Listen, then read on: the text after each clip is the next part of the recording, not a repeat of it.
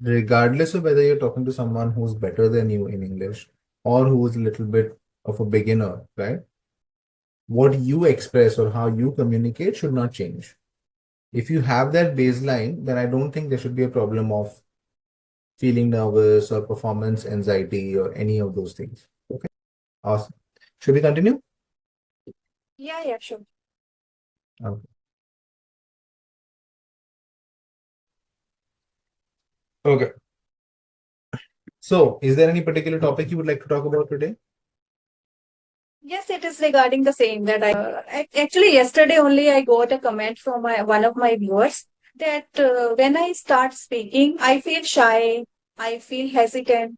So, in order to, like, they have a doubt that maybe someone is judging us, or they self-doubt on themselves that maybe I will not be able to speak properly, maybe I will make some mistakes. So these kind of self-doubts they have, that is why they not even try to speak sometimes.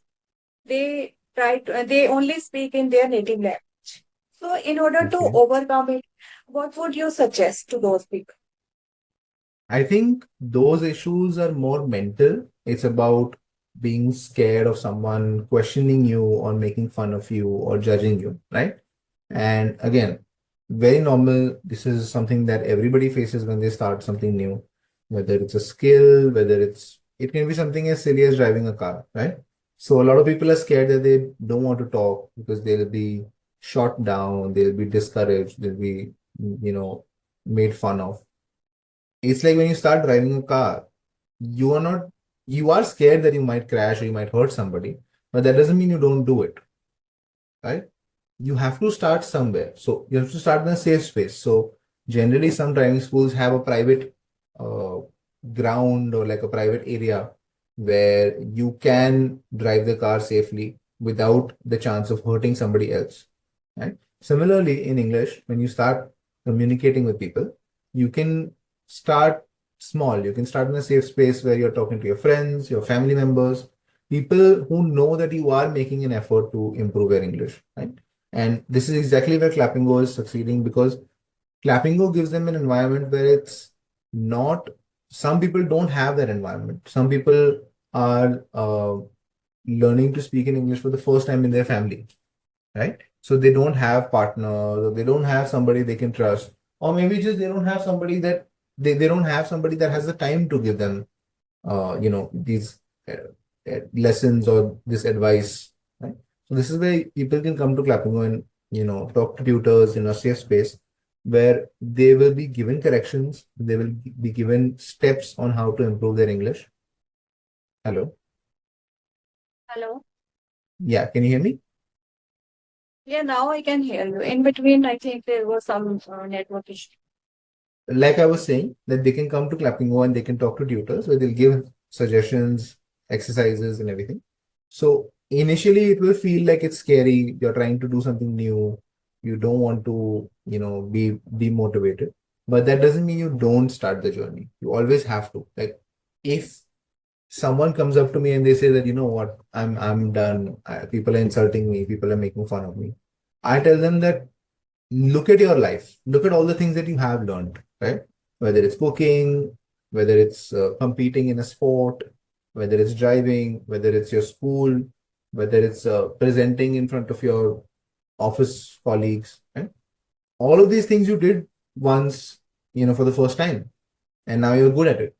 That doesn't mean that just because you're failing at this right now, or the progress is really slow, that you should stop. Okay. You should keep going. I know it can be a little scary, but that's where you'll need the support of other people, tutors or family members or friends. I don't think they should stop working on themselves. I think it is more about knowledge. If we have, let's get any skill like cooking or something else. If we have the knowledge about it, then automatically we start gaining confidence. Automatically we will feel confident. If we don't have knowledge, then we have this fear that maybe I will not do it properly, maybe I will do it So wrong, some mistake can happen. So I think it is more about knowledge. I agree. See, but knowledge is also something, okay, you need to know what is wrong to fix it, right? Now, knowledge in terms of learning English or learning how to speak fluently in English has to come from a place where it's like you start, then you figure out what you need to improve on, and then gain knowledge in that particular aspect or that topic, right? Obviously, there are lots of basics that you need to learn, no doubt. But I think it'll help someone learn quicker or improve quicker if they know exactly what they need to work on at that moment, right? Because for the next 2 weeks, you might have to focus on tenses. And then the next 1 month, you might have to focus on compound sentences, sentences that are bigger than, 7, 10, 20 words, right? So it's not necessary that knowledge has to be in one thing. Some people, what they do is they start learning vocabulary, and then for 1 year, they'll just do vocabulary, right? They'll do other things, but they'll focus a lot of their energy on vocabulary. But okay, after a year, you'll know how to use a lot of words, but how do you put them in a sentence? How do you use those words in front of people without sounding like you're showing off? I think that is also important because you don't want the other person to feel like, why is he using such big words to, that I may not understand. The whole point of communication is the other person should understand what you're saying, right? So it has to change. Like I completely agree with you, the knowledge part, but it also has to be specific on where you're putting in the energy of gaining that knowledge, right? It's about working smarter, not harder. So sometimes it happens that, for example, I have the knowledge of tense. I know which tense to use where. But still, when I speak, especially on video calls or in front of someone else, I instead of using do, I use did. Instead of using does, I use do. So these kind of mistakes also happens. Even if I have the knowledge, I know after speaking, I know that I have made a mistake. Sometimes I immediately correct it. So these kind of things also happens with me. Yeah, but that's good that you have the awareness that you're making the mistakes, right? Again, this is trial and error. Keep practicing, keep correcting, keep improving yourself. That's about it. See, there's no guarantee that just because you know the knowledge, the execution is going to be perfect, right? This is about when you're creating a sentence, there are so many things you need to think about in your head. The sentence structure, what information you have to add, what words you have to use, who you're communicating with, the tone of the sentence, the energy, the body language that you use when you're talking to somebody. It can be very overwhelming. So don't feel like just because you're not doing it now doesn't mean you're not going to improve on it. Keep practicing, keep putting yourself in situations where you can use these words, where you can challenge yourself to create sentences without grammatical errors, create sentences with good vocabulary, and obviously create stories or paragraphs where you can explain yourself clearly, your ideas and your opinions. So if we want to practice alone, for example, there is no one to practice with. So if I have to practice alone, so what is the best way I can use? Like taking a topic or storytelling or anything else? Right. So this answer is a little bit subjective because everybody has a different way of learning. Everybody is, some people are suited to audio learning, some people are suited to visual learning, right? Some people learn more by doing things. Sorry, just give me 1 second. Can you hear me, see me clearly? Yeah, I can hear you. Awesome. Okay. No, I got a notification that's internet was unstable. Sorry. So I just paused for a second. No. So like I was saying, there are a lot of people who learn in different ways. So for me to say that, hey, this is one way to do it would not be correct, right? But one thing I would like to say is if you,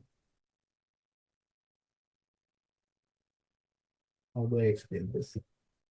Can you repeat the question?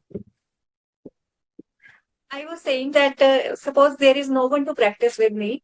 So in that Right. case, I want to utilize my time. I want to practice with myself. So how can I practice when I am alone?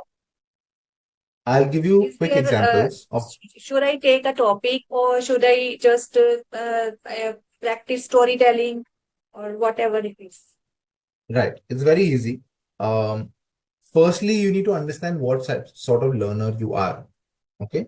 If you learn a lot of things by reading books, then you do that. You read a lot of books and you join online forums where people discuss books, where they discuss what the author tried to share in that story or what they meant to say in that story, right? If you're an audio learner, then you listen to audio books, you listen to YouTube channels, you listen to podcasts when people are talking. But when you're listening to these things, you have to say it out loud. You have to repeat it out loud. So if a person says the Eiffel Tower was gifted to France, you have to repeat that sentence. Don't just listen and sit there for like half an hour, right? We're not doing listening practice. We're doing speaking practice as well. So when someone says something and you're really either you want to grasp that information, you want to absorb that information, or you just want to practice, say it out loud. So even now, when I'm watching YouTube videos, when someone says something like an interesting fact, I will say that whole sentence out loud. Okay. So that it stays in my mind, at least for myself. So if you're a person who learns more through audio, then you listen to things, but don't just sit and listen. Repeat these things out loud. If you want, after listening to the whole thing, wait 2, 3 hours and then write a journal in which you'll remember whatever information is there. So if you heard a half an hour story, right? Wait 2, 3 hours and then open your book and then try to write down all the points that you remember, right? So you're also practicing your communication while talking, while repeating what they're saying, but you're also practicing your retention skills, what information you want to keep in your mind, right? And again, to write those things down, you have to write it in a different perspective. When they are sharing, they'll say, I was in a haunted house. I experienced that I was feeling cold and there was a ghost around me. Example. But when you're writing it in the book, you have to say the podcaster claimed that she ran into a ghost or she experienced paranormal activity. So all these things will also help you eventually get better, right? And again, if you're a visual learner, then there are different exercises. So one easy way to do this is firstly find out what medium or what mode helps you learn the quickest or absorb things the quickest. And then you can just Google or chat GPT it and say best ways for visual learners to, improve their communication skills. That way, it'll give you suggestions, it'll give you tools and channels. I don't follow all YouTube channels in the world, but when you Google it, it'll sort of filter it for you and say that, hey, this is the channel that focuses on visual learning through videos or graphs or charts, whatever it is. And then they will help you improve your, English communication skills. So I think that is how to find information is more important than for me to give exercises for everybody right now.